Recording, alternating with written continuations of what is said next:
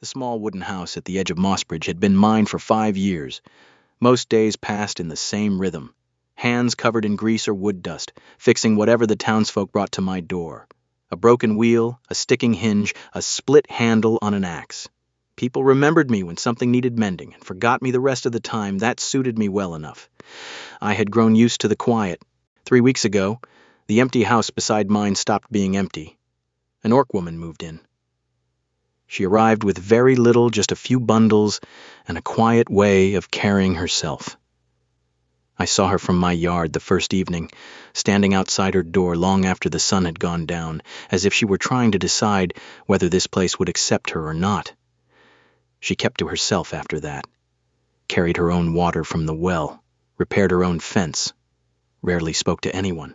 Whispers traveled faster than she did. The baker's wife said she had left behind a wealthy orc warrior she was supposed to marry, that her family had called her foolish for walking away from security and status. I did not know how much of it was true, but I recognized the look she carried, the careful way she moved like someone who had already been judged and did not want to be judged again. I was kneeling in front of my house one afternoon working on an old wagon wheel that had come in that morning when I heard footsteps on the path. She stood a few paces away, hands clasped tightly in front of her stomach. Up close, her skin was a pale green, almost soft in the light, and her dark hair was pulled back in a simple braid. Her yellow eyes looked tired. She did not speak right away. I wiped my hands on a rag and waited. "Excuse me," she said at last. Her voice was low, careful. I need to ask you something strange." I set the rag down. "Go on." "Tomorrow, my family is coming here.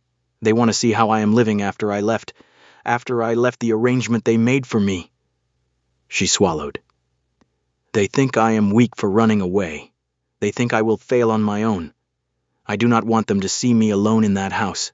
I do not want them to think I am still the same person they can decide for." She looked down at her hands, then back at me. "Would you pretend to be my partner for one day, just while they are here, just so they believe I am not by myself?" The question hung between us. I had never been asked anything like it. I was not the kind of man women asked to play roles. I fixed things, I stayed quiet, I did not know how to be charming or convincing in the way she probably needed. "Why me?" I asked. "Because you are the only person who has not looked at me like I might break something." I studied her for a moment, the way her shoulders were drawn in, the tight grip of her fingers. She was not asking for romance or attention. She was asking not to face them alone. I stood up slowly, brushing wood shavings from my knees. "All right," I said. She blinked, as if she had prepared herself for a refusal. I looked at her hands, still clasped hard against her middle, and added, "We will hold hands, then. That should make it look real enough." For the first time since she had walked over, her expression softened. Not quite a smile, but something close to relief. "Thank you," she said quietly. "My name is Valera." I nodded. "I will come over in the morning." She turned and walked back to her house without another word. I watched her go, then looked down at my grease-stained hands. They did not look like the hands of someone who could convincingly play anyone's partner. But I had already said yes. That night I lay on my back in the dark, listening to the wind move through the trees outside. I kept thinking about the way she had stood there, trying so hard to keep her voice steady. I thought about the moment she had placed her hand in mine when we agreed on the plan, how tightly she had held on before letting go. It had only been a few seconds, but something about it had stayed with me. I told myself it was only one day, a favor between neighbors. Nothing more. Still, sleep did not come easily. Every time I closed my eyes, I saw her yellow eyes and the small, uncertain way she had smiled when I agreed to hold her hand. I did not know her story, not really. I only knew she had asked for help, and I had not been able to turn away. By the time the first light touched the window, I was already awake, staring at the ceiling and wondering what I had stepped into. One day of pretending. That was all it was supposed to be. I just hoped I would not forget where the pretending ended. The morning came too quickly.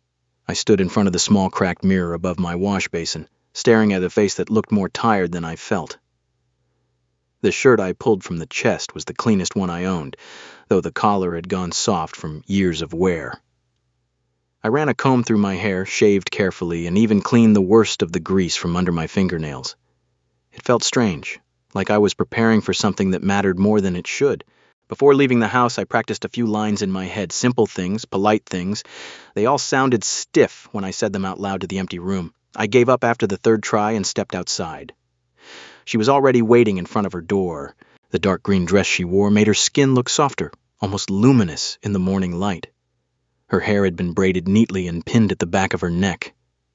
She looked beautiful, and also like she might break if someone spoke too loudly. When she saw me crossing the narrow strip of grass between our houses, her hands tightened at her sides. "You still want to do this?" she asked when I reached her. Her voice was quieter than yesterday. I nodded. "We already agreed." She hesitated, then held out her hand. It was trembling. I took it. Her palm was warm, but her fingers closed around mine with surprising strength, as if she were afraid the wind might pull her away. We stood there for a moment, neither of us moving, just getting used to the feeling of holding on. "Thank you," she whispered. We didn't have to wait long. A large wagon pulled by 2 heavy horses came down the road a little before midday. 4 figures climbed down. The tallest was a broad-shouldered orc with iron-gray hair and eyes that seemed to weigh everything they landed on. Her father. Beside him walked a woman whose face was gentler but lined with worry. Her mother. A younger male orc followed, his expression closed and assessing. Her brother. And last, moving slower with the help of a carved wooden cane, came an older woman with silver hair and sharp, curious eyes. They stopped a few paces away and looked at the 2 of us standing side by side, hands still joined. She spoke first, her voice steadier than I expected. "This is him. He lives next door." Her father's gaze moved from our joined hands to my face, then to the modest house behind me. He did not smile. "What work do you do?" he asked without greeting. I answered plainly. "I mend things.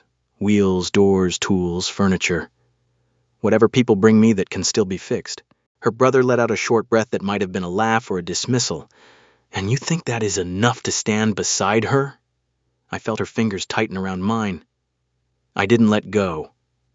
"If she needs someone to swing a sword, I would have to learn," I said. "But if she needs someone who will listen when she speaks, I already know how to do that." Her grandmother, the old woman with the cane, watched me without speaking. Her eyes were the clearest of all of them. We went inside her house. The table had been set with what little she had. Bread, cheese, a pot of stew she must have started before dawn. Conversation was stiff at first. Her father asked questions that felt more like tests. Her brother watched everything with quiet judgment. Her mother said very little, though her eyes kept drifting to the way her daughter's hand stayed in mine. Only the grandmother seemed content to simply observe. Halfway through the meal, she spoke for the first time. "Tell me, young man," she said, voice dry but not unkind, "what is it you see in my granddaughter that made you willing to stand here today?" The question landed heavier than I expected. For a second, I considered giving the easy answer, the one that would keep the lie simple. But when I turned my head and saw the way she was looking at me, not demanding, just waiting, the words came out before I could stop them. "She is still kind even after people have tried to take that from her," I said, "and she is braver than she believes she is." The silence that followed felt longer than it was. I saw color rise in her cheeks. She looked down at her plate, but she did not pull her hand away. Her father said nothing. Her brother's expression had shifted, though I could not tell if it was approval or suspicion. Her mother's eyes had gone soft at the edges. When the meal ended, they stepped outside to speak among themselves. She and I remained at the table, hands still linked across the wood. Neither of us moved to let go. "They will ask more questions before they leave," she said quietly. "I know. You do not have to keep doing this." I looked at our hands. "I said I would stay beside you today. I meant it." She studied my face for a long moment, then gave the smallest nod. When her family returned, the questions were fewer. Her father's tone had lost some of its edge.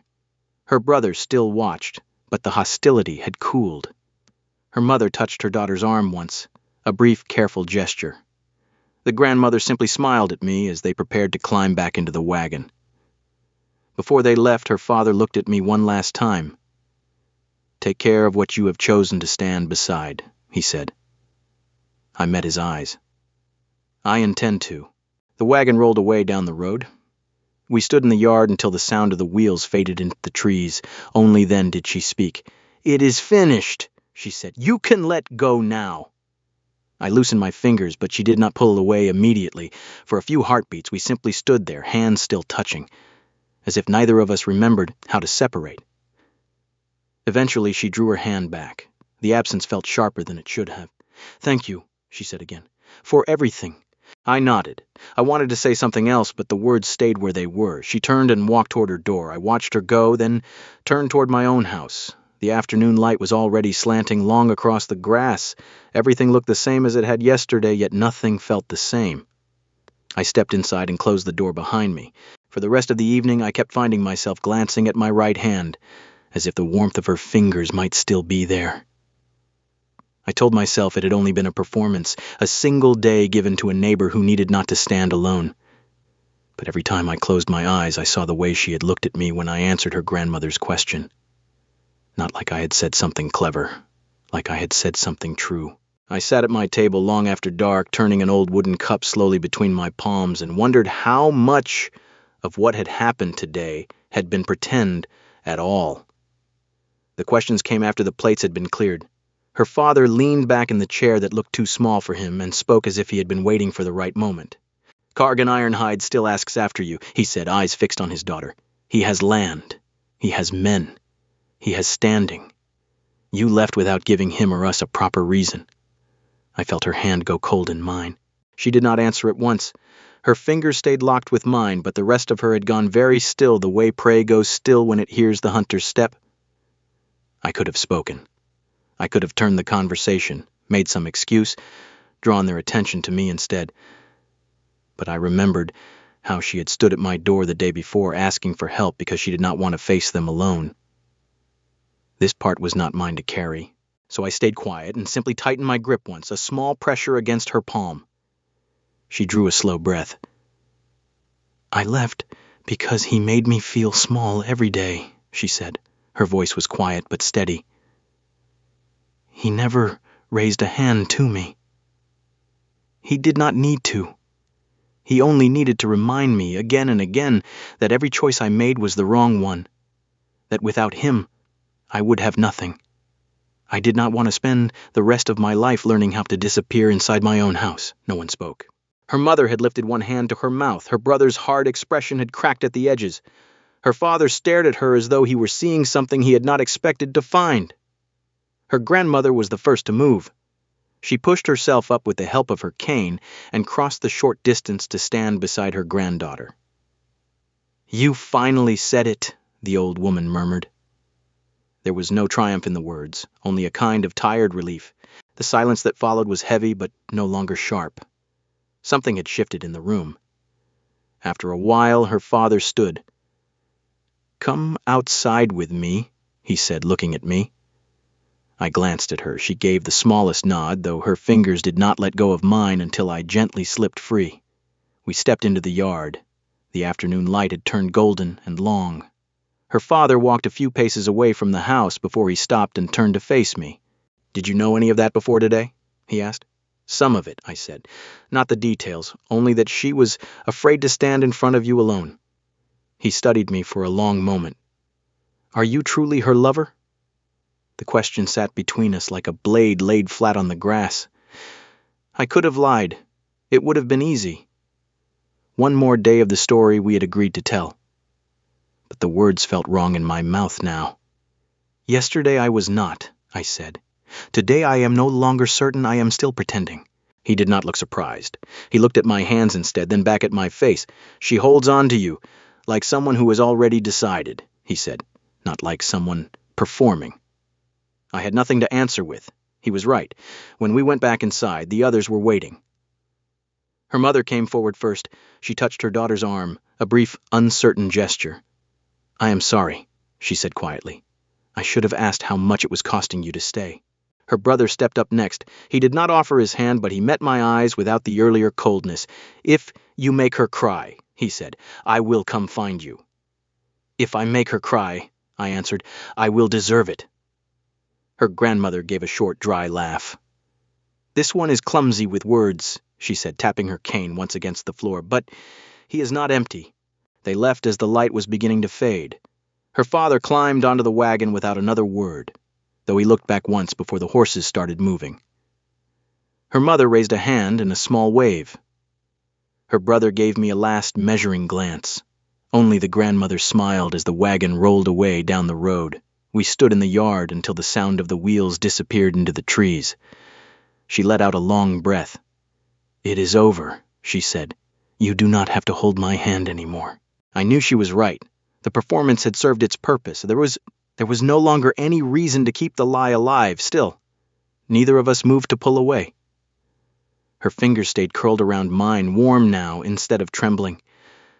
I could feel the faint calluses on her palm from whatever work she had done alone in the days before I knew her name. She looked down at our joined hands as though she were trying to decide something. I did not speak. I simply waited. After a long moment, she lifted her eyes to mine. There was no relief in them and no regret either, only a quiet, uncertain question that neither of us seemed ready to voice. The sun had almost dropped behind the trees. The air was cooling. Somewhere in the distance a bird called once and then fell silent. We remained where we were, hands still linked, while the last light drained from the sky.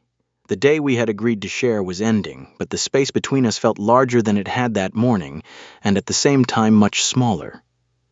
I did not know what would happen when we finally let go. I only knew that for now neither of us seemed willing to be the first to do it. The days that followed felt strangely heavier than the one we had spent pretending. We went back to being neighbors, or at least we tried. She brought over a small loaf of dark bread one morning, still warm, and set it on my workbench without saying much. I thanked her, she nodded, and left. The next afternoon I noticed her front gate had started to sag again, so I crossed over with a few tools and fixed it while she was inside. She came out when I was nearly finished, thanked me again, and we stood there for a moment with too much space between us. Neither of us seemed to know what to do with the silence that had taken the place of our joined hands. I told myself it was better this way. She had needed someone for one difficult day. Now that her family had seen her standing on her own 2 feet, she no longer needed the performance. Anything more would be taking advantage of the moment she had been vulnerable. A woman like her who had already walked away from one life would not truly want someone like me once the dust settled. So I began to keep my distance. I stopped lingering in the yard when I saw her. I took my meals inside instead of at the small table by the window. When she passed by on the path, I offered only a quiet greeting and went back to whatever I was mending. It felt safer, cleaner. She noticed. One late afternoon, I was sanding down the legs of a chair that had come in crooked when I heard her footsteps stop just outside my open door. I looked up. She stood there with her arms folded, not quite frowning, but not smiling either. "Are you avoiding me?" she asked. I set the sandpaper down. "No." She studied me for a moment, then stepped inside without being invited. "You are a terrible liar," she said. "You were better at it when we were pretending."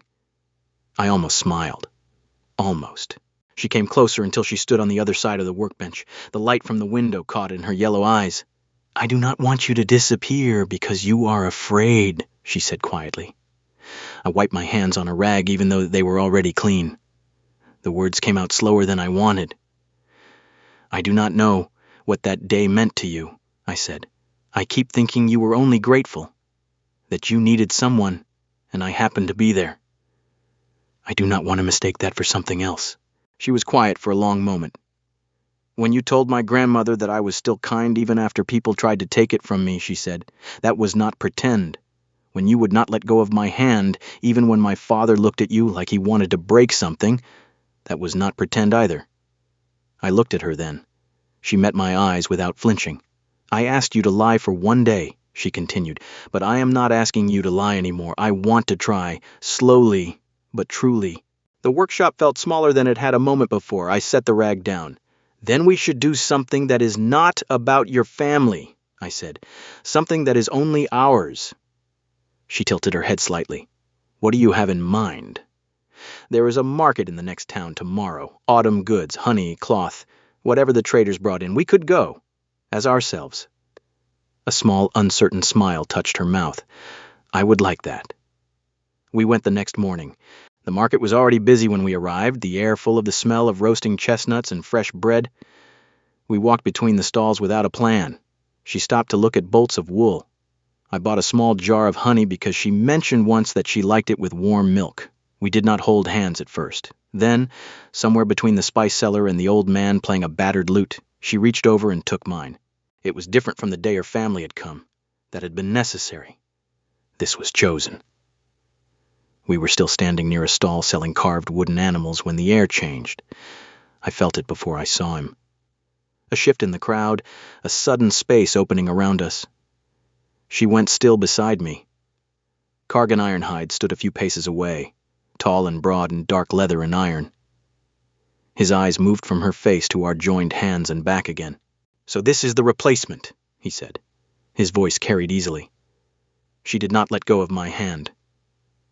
"There is no replacement," she answered. "I left because I did not want to belong to you." He gave a short, humorless laugh. "And what does a woodmender offer that I could not?" She looked at him without anger, only clarity. "The right to breathe." For a moment he looked as though he might step closer. I shifted my weight, ready, though I had no weapon and little skill with one. But she squeezed my hand once, a silent request to stay where I was. Cargan studied her for another long second, then turned and walked away without another word. We stood there among the noise of the market until the crowd slowly filled the space he had left. I turned to her. "Are you all right?" She nodded. Her hand was still in mine, steady now. "I am," she said, then softer. "I think I am becoming all right." We did not speak much on the walk back. Words felt unnecessary. When we reached the narrow strip of grass between our two houses, she stopped and looked at me. "Thank you for today," she said.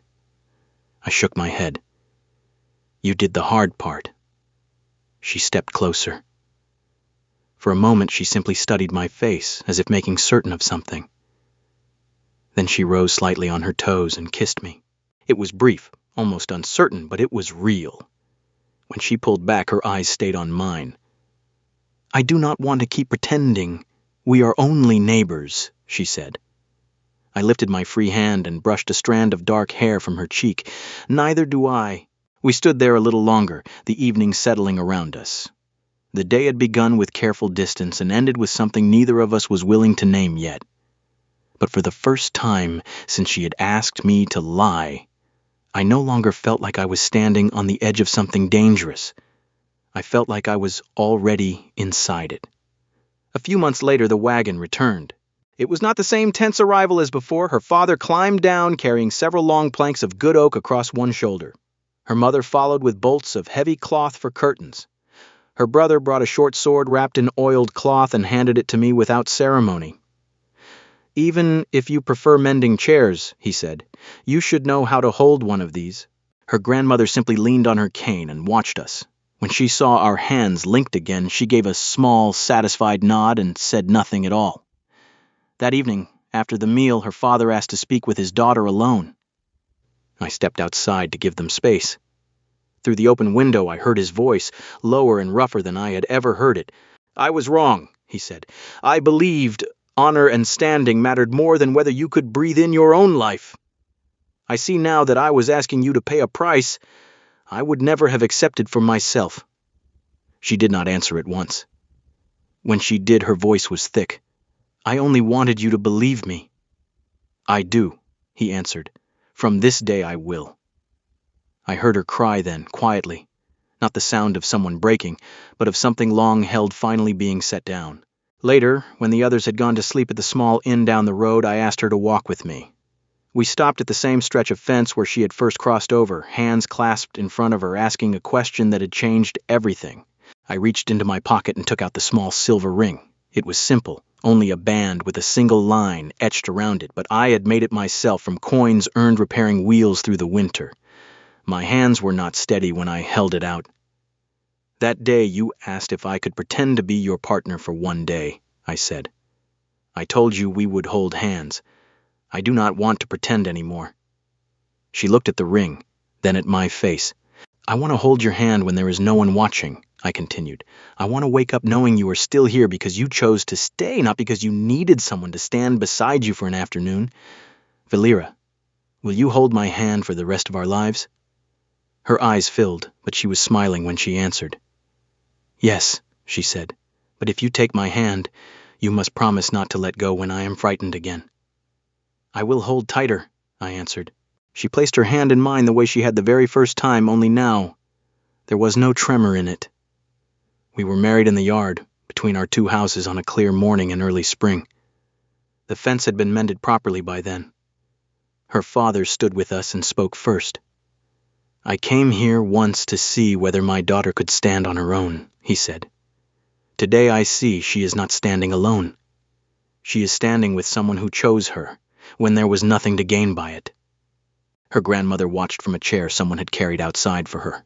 When the short ceremony ended, she caught my eye and said, loud enough for everyone to hear, I knew from the first time you would not let go of her hand.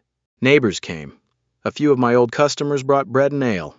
Her mother hung the new curtains that afternoon while her father and brother helped me strengthen the roof beams with the oak they had brought. It felt less like two families meeting and more like something being built in the space between our houses. That night, after everyone had gone, we sat on the step in front of her door. The ring felt cool and strange on my finger, yet already familiar. She leaned her shoulder against mine. Do you ever think about how it started? She asked. Every day, I said. You asked for one day of pretending. I said yes because you looked like someone who had already been left standing alone too many times. She was quiet for a while. You did not have to become anything more than you already were, she said at last. You only had to stay. I turned my hand so our palms met. I am still only a man who mends broken things, I told her. But I have learned that some things do not need to be fixed. They only need to be held. She rested her head against my shoulder. The night was quiet around us. Somewhere in the dark, a night bird called once and fell silent. We sat there until the moon rose high enough to silver the grass between our houses. Neither of us spoke again for a long time. There was nothing left that needed saying. The request that began it all had been trembling and uncertain. We had held hands to play a part. In the course of that single day, she found her voice again. Her family saw what they had refused to see, and I discovered that sometimes the person beside you does not need you to be larger or braver or more than you are. They only need you to remain when the fear returns. The pretending lasted one day. The hand we held that day never let go, and from that evening onward, we were no longer acting. We were simply choosing every morning to keep choosing each other.